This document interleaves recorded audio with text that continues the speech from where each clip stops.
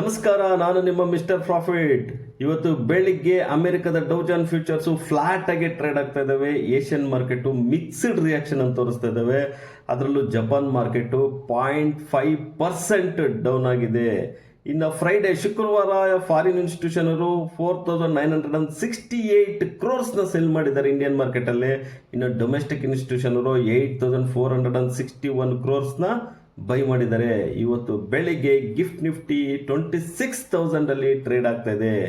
Nifty Friday 25,910 ಅಲ್ಲಿ close ಆಗಿದೆ. Nifty ಇವತ್ತು ಫ್ಲಾಟ್ ಆಗಿ ಓಪನ್ ಆಗುತ್ತೆ. ನಿಫ್ಟಿ ಎಬೋ 25,950 ಇದ್ರೆ ಮಾತ್ರ ಬೈಯಿಂಗ್ ಝೋನ್ ಆಗಿರುತ್ತೆ. ರೆಸಿಸ್ಟೆನ್ಸ್ ಬಂದ್ಬಿಟ್ಟು 26,100 ಆಗಿದೆ. ಸಪೋರ್ಟ್ ಬಂದ್ಬಿಟ್ಟು 25,750 ಆಗಿದೆ.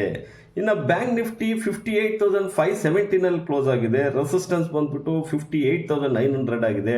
ಸಪೋರ್ಟ್ ಬಂದ್ಬಿಟ್ಟು 58,100 ಆಗಿದೆ.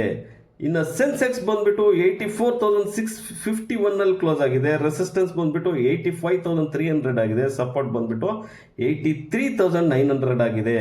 ಬಿಹಾರ್ ಎಲೆಕ್ಷನ್ ನಲ್ಲಿ ಒಳ್ಳೆ ಪ್ರಚಂಡ ಬಹುಮತ ಸಾಧಿಸಿರೋದ್ರಿಂದ NDA ಲಾಸ್ಟ್ ಮೂಮೆಂಟ್ ಅಲ್ಲಿ ಒಂದು ಬಿಗ್ ಅಪ್ಸೈಡ್ ನೋಡಿದ್ದೀವಿ.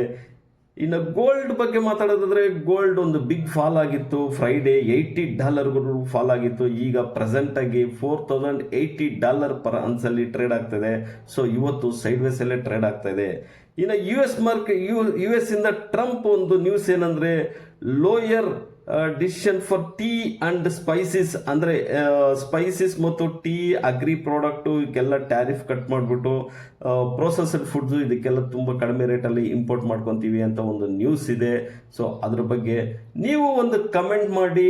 ಇನ್ನು ನಮ್ಮ ಚಾನಲ್ನ ಮರಿದೆ ಲೈಕ್ ಮಾಡಿ, ಸಬ್ಸ್ಕ್ರೈಬ್ ಮಾಡಿ, ಶೇರ್ ಮಾಡಿ.